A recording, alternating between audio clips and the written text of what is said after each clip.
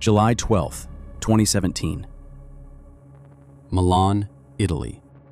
A 20-year-old British model walks into a photography studio for what should be a routine job. No crew, no lights, no photographer, just silence. Before she can process what's wrong, she's injected with ketamine, handcuffed, stuffed into a duffel bag, driven in the boot of a car to a farmhouse in the hills near Turin. Her name is Chloe Ayling. And what happened to her over the next 6 days would end with a criminal conviction, forensic evidence, 2 prison sentences, and somehow the public still wouldn't believe her. The man behind this wasn't some international crime lord. Łukasz Herba, a 30-year-old Polish computer programmer living a quiet life in Oldbury in the English Midlands. He'd arranged the fake shoot under an alias. He'd been planning this for months, and he wasn't claiming to act alone. Herba told Chloe he was part of an organization called the Black Death Group, a criminal network he claimed operated deep in the dark web, trafficking human beings to buyers who paid in cryptocurrency for anonymity. Whether Black Death Group was a real established criminal network or a name Herba invented to terrify her into compliance is still debated. But the ransom email that hit her agency the next morning was real. Real demand. 300,000 euros. Pay up, or Chloe Ayling gets listed for auction on the dark web. July 16th. A date. A deadline. A listing. Here's what you need to understand about how dark web trafficking auctions were described to work, based on what investigators pieced together. Listings operate on hidden marketplaces, accessible only through Tor browsers, paid for in Bitcoin or Monero to avoid tracing. Victims are photographed, sometimes described with false biographical details to increase perceived value, and sold to the highest anonymous bidder. No physical auction house, no visible buyer. Just encrypted messages and cryptocurrency wallets moving in the dark.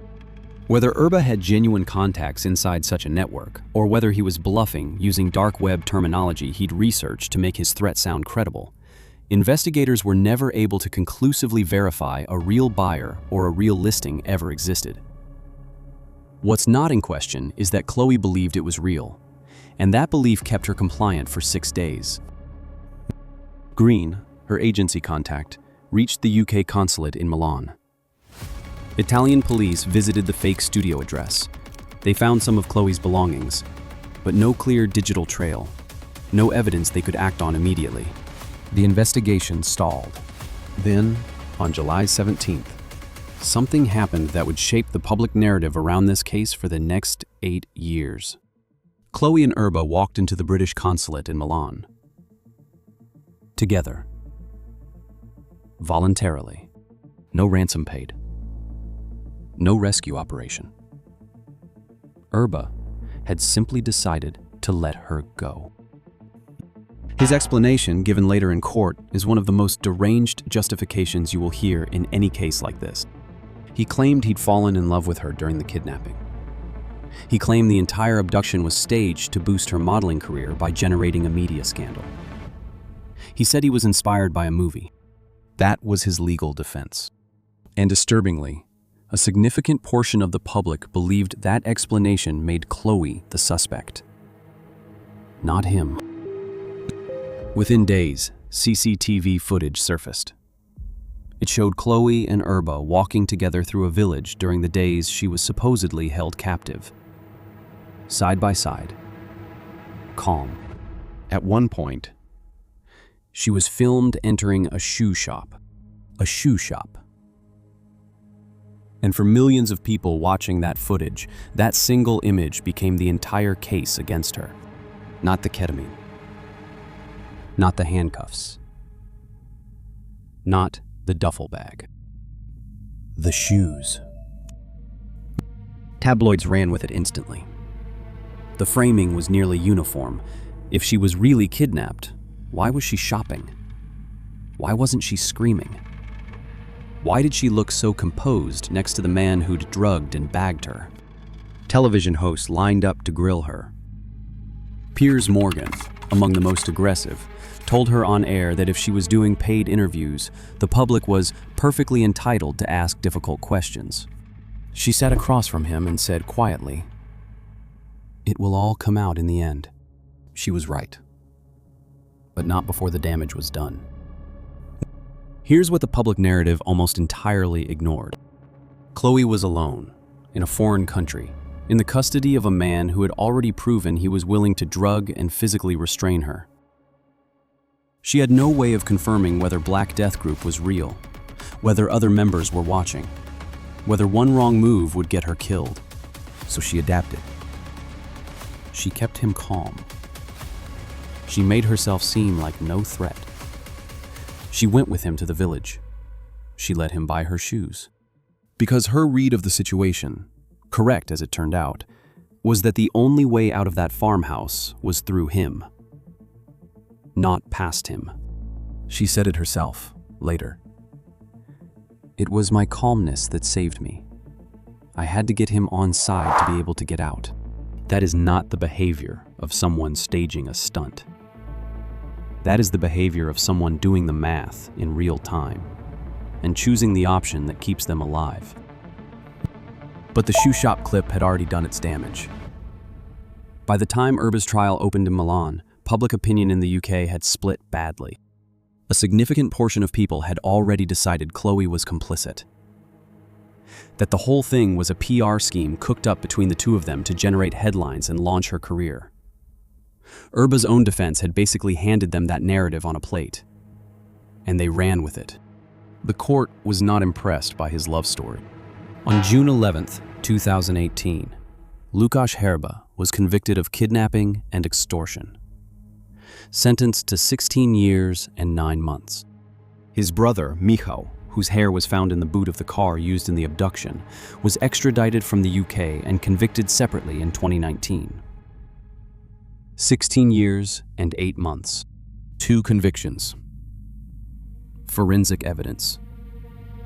A judge who had seen all of it. And still, the questions didn't stop. 7 years after Herba's conviction, a new detail emerged that reframed the entire story. In a BBC 3 documentary released in 2025, Chloe received a formal diagnosis of autism spectrum disorder. And the moment that landed, something clicked into place that the tabloids had spent years weaponizing against her without ever understanding it. Because here's the thing about how Chloe had been described in every hostile interview, every skeptical headline. The words people kept using were flat, detached, too calm, not emotional enough. Those exact qualities. The ones that read as suspicious to a public expecting a certain kind of victim performance. Autism can affect how people regulate and display emotion, particularly under extreme stress. It can produce a composed exterior in situations where neurotypical people might visibly break down. Chloe, sitting in a farmhouse with a man who had already drugged and bagged her, stayed measured, strategic, controlled. The public saw that on the CCTV footage and called it fake. What they were actually watching was a young woman whose neurology had, in one of the most brutal possible circumstances, kept her alive. Herba's sentence was later reduced on appeal, down to 12 years and 1 month. Michał's sentence was cut further, to 5 years and 8 months. The forensic evidence hadn't changed. The conviction hadn't changed. But the numbers moved quietly, while public attention had long since drifted elsewhere. Here's the geometry of what actually happened in this case. A Milan court heard forensic evidence. Ketamine traces in her hair, the injection mark on her arm, the ransom emails, Herba's own admissions, and returned a guilty verdict. Then a British tabloid ecosystem looked at 40 seconds of CCTV footage, a woman walking into a shoe shop, and decided the court had it wrong. That is the world Chloe Ayling has been living in since 2017. Chloe Ayling is 28 years old now. She splits her time between the UK and Florida. She models. She runs a business. She speaks publicly about trauma and media bias. None of that is the behavior of someone who faked a kidnapping for a career boost. That is the behavior of someone who survived something genuinely horrifying, and then had to survive the aftermath of not being believed, which turned out to be its own separate ordeal with no clear end date. In 2017, a 20-year-old woman was drugged, bagged, and held for 6 days, with a ransom demand and a listed dark web auction date. The court examined all of it. The forensic evidence, the conviction of 2 men, and found her credible. The public, working from 40 seconds of footage and a convicted kidnapper's self-serving defense, found her suspicious. And for 8 years, the public's verdict has been louder than the court's. That gap between what evidence establishes and what people choose to believe is the actual horror of this story. Not the dark web listing. Not the farmhouse. The fact that a criminal conviction, forensic evidence, and 2 prison sentences were not enough to close it. If this case got under your skin, subscribe. Because next, we're going deeper into the dark web marketplaces where cases like this one actually operate.